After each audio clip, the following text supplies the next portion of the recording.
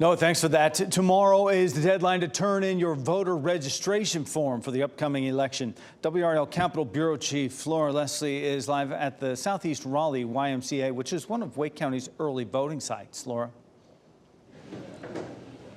The Southeastern Raleigh voting site here is a voting site for only the second time this year. Wake County has 22 early voting sites this year. That is a record. As you can see around me, they are getting this set up for the start of early voting next week. Now, after months of political ads and campaign visits, the election is finally just around the corner. Tomorrow at 5 p.m. is the deadline to send in your voter registration form for this election or to make changes to your registration if you've moved.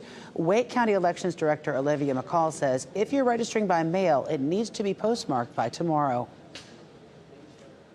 So if you do miss that voter registration deadline, your next opportunity to do a same-day registration would be at an early voting site. And we have 22 available early voting sites in Wake County. These are the dates that you're going to want to keep in mind this election. The registration deadline is tomorrow. Early voting, which includes same-day registration, starts on October 17th and runs through the Saturday before the election. That's November 2nd. And then Election Day itself is November 5th. Now, a couple other things you're going to want to remember. Number one, you're going to need a photo ID. First off, I should say you can't use same-day registration on Election Day, so you can only do that during early voting. And also, the photo ID. This is the first election a lot of people will vote in where they're going to be required to have a photo voter ID. For most people, that'll be a driver's license or a passport. You can find a long list of acceptable IDs online at readytovote.com. Laura Leslie, WRAL News, Raleigh. Right now, voting in the U.S. is voluntary, but nearly 24 countries have policies mandating their citizens cast ballots during elections. Most of those countries are in Latin America. Now, researchers in the U.S. are analyzing data on the impacts required voting has on turnout rates. Ted Lindner takes a closer look. Have you ever wondered what the effects would be if everyone of legal voting age was required by law to cast a ballot? Compulsory voting is when there is a legal requirement for people to participate in elections. After analyzing existing data, Dr. Shane Singh of the University of Georgia reveals compulsory voting laws bolster election participation.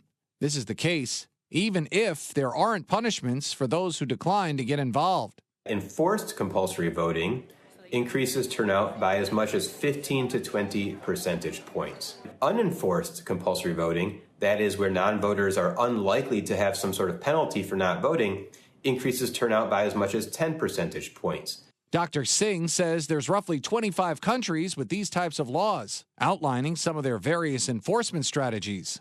If you don't vote, you get a fine for not turning out. Maybe it's $20 like in Australia. In a country like Brazil, you might not be able to renew your passport. Compulsory voting even occurred in one U.S. city many years ago.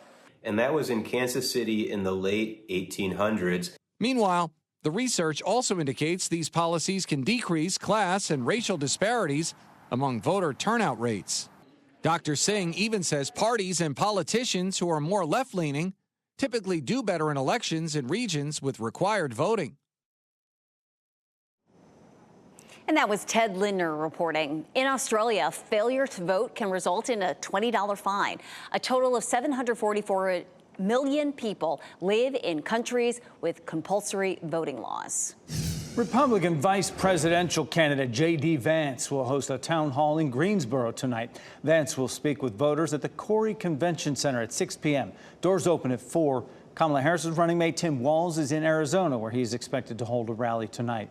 VP Harris herself is coming back to North Carolina this weekend. She's holding a campaign rally in Greenville Sunday from noon to 4 p.m. The location for that has not been announced yet.